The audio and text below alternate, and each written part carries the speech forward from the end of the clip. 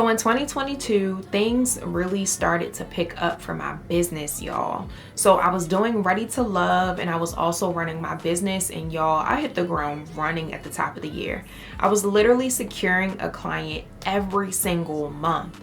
God was definitely looking out for me because I don't know where all of these clients were coming from, but they were coming, y'all. They were coming.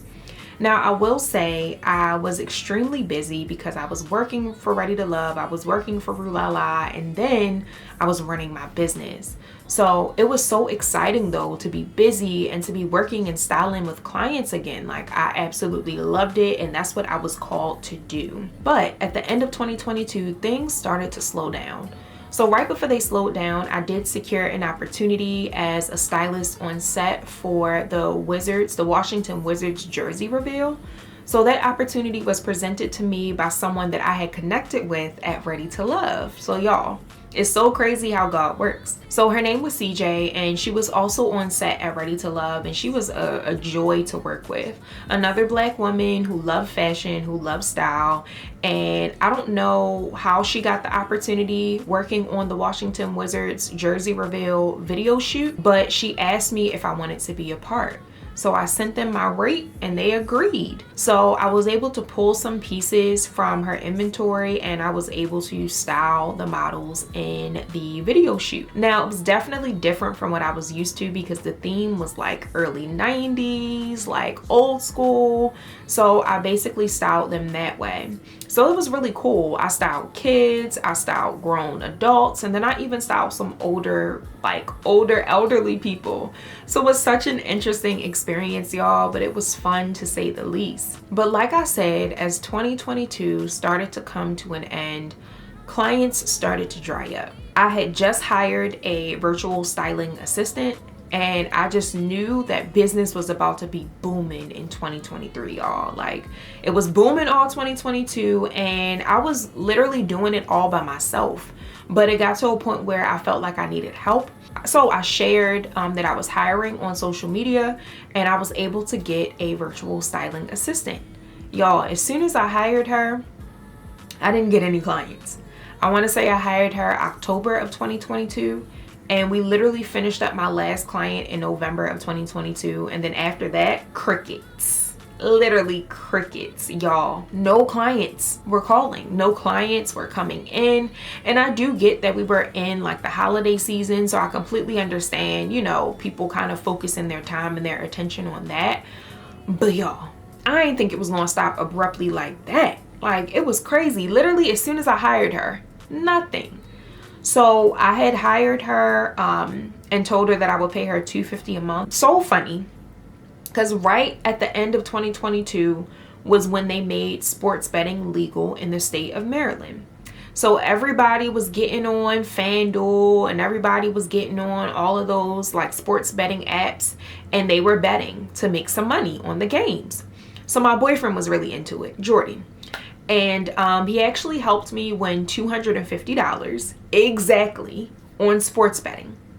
So y'all, I won $250 and literally had to give that $250 to the stylist assistant that I had just hired, y'all. I could only afford to pay her for 1 month. And then I had to let her know, like, hey, business has actually slowed down a bit. So, you know, I'm going to have to hold off on paying you and working with you. Like, I literally legit have no clients. So she understood, but it was just like not a good experience. It was not a good experience for me, and it wasn't a good experience for her, in my opinion. But needless to say, I ended out 2022 literally with nothing. All my money was gone, all my money was spent, and I have no clients, y'all. None. So it kind of made me rethink some things. I'm like, okay, well, I loved working with the clients that I had in 2022, but I wasn't feeling fulfilled. Like, if I thought back on 2022 and all the clients I was working with, all of them were virtual, literally met none of them in person. And a lot of them weren't even listening to me. Like, they followed instructions up to a certain extent, but half of them never sent in any photos in their new clothes. A lot of them didn't even shop their lookbooks. And it just wasn't the type of styling experience that I was looking to provide my clients. Although they were paying me, it was easy money, like I was getting it. It wasn't fun anymore. And I stopped tithing. I wasn't really in my word like I was before. And I was really just focused on the money, to be completely honest. And God knew that. And I think that's why he stopped the clients from coming in. So as we move into 2023, no clients.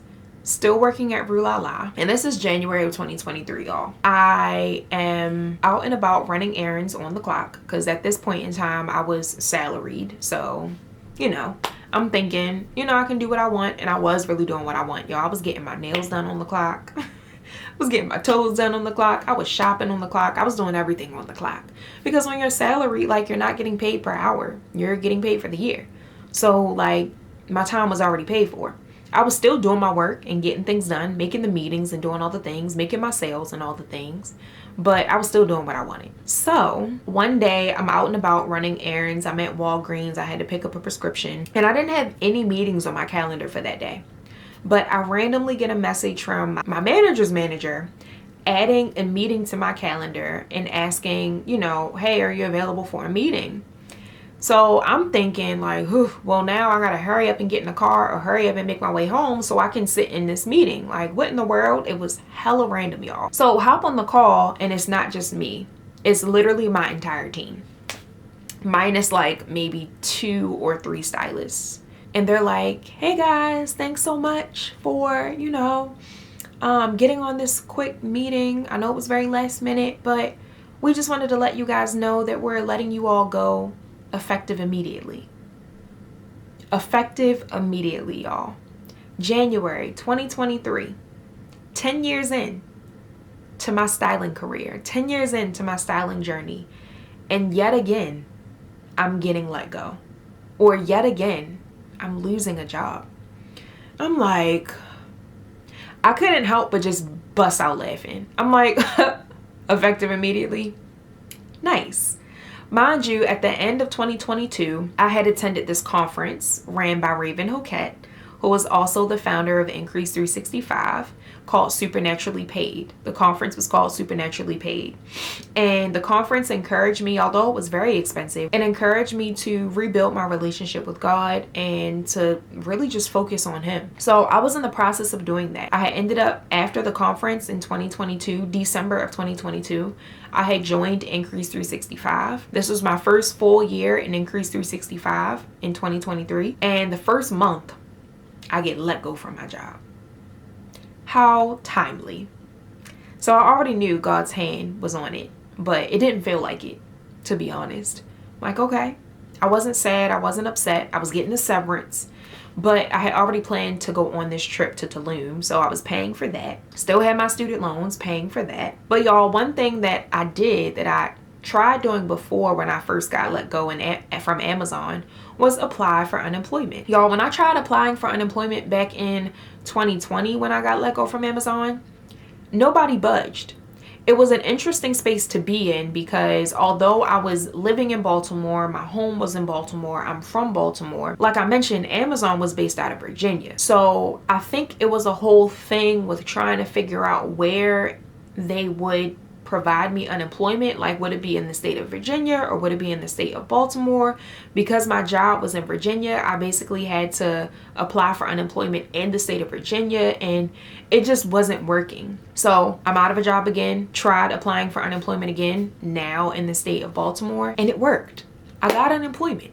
So all of 2023, for most of 2023, I had got let go in January, got a severance, and then started on unemployment at the end of January. I was literally making $350 a week, y'all. And to some of y'all, that may sound like, oh, that's not bad.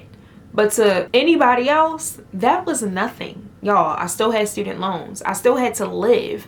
Thankfully, I was living at home because otherwise I would have had a rent to pay.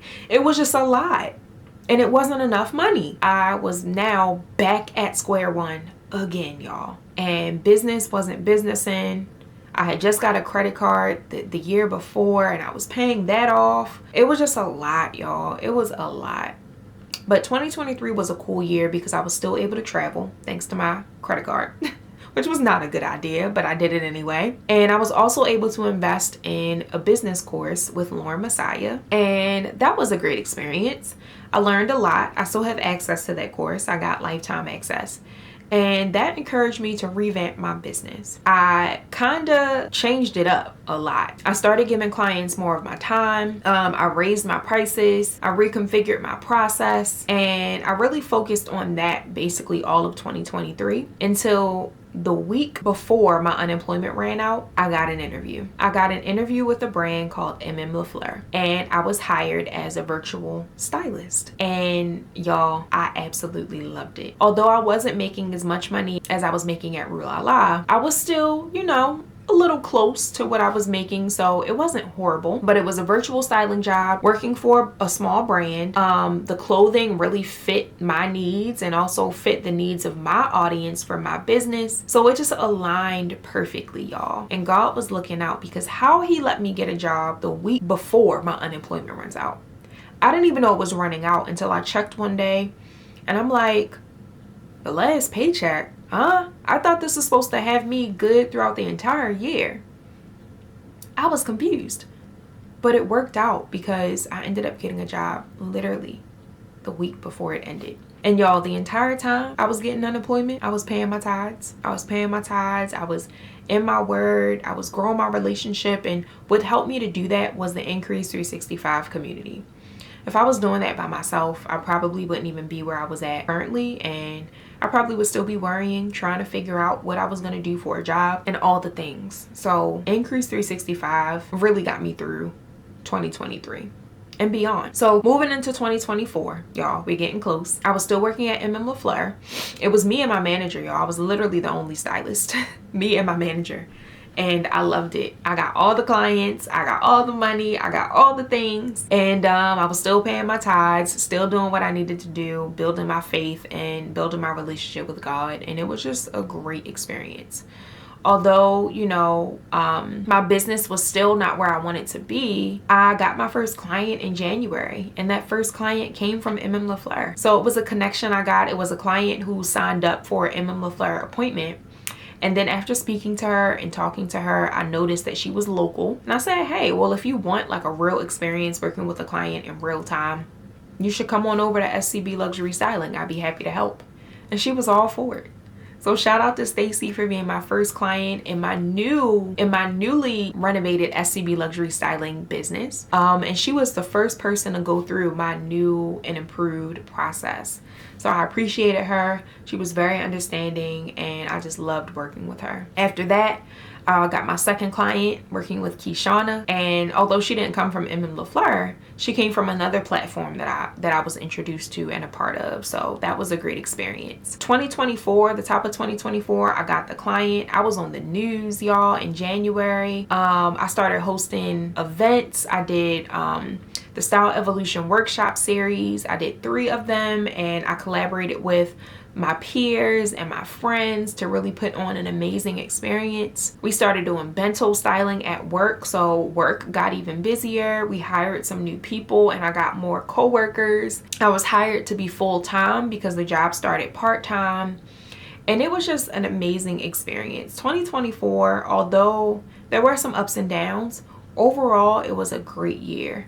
I didn't have too many clients that I was working with in 2024, but I was able to have a handful of clients that helped me to really practice my new process and really put it into play. And each of those clients were open to just the process of everything. I love working with them, and I'm so thankful for them. And God, they were literally God sent. So toward the end of 2024, things started to slow down again. I never really had a ton of clients in 2024, but quality over quantity, y'all. It's not about the number, it's about the quality of the work and the quality of the experience. So that's what I was mainly focused on. I was able to get back into doing more speaking engagements in 2024. So I did quite a few of those. Didn't really gain any clients from them, but it was a great experience to get my practice in with speaking and to just share my expertise. I did speak on a really big stage in November of 2024.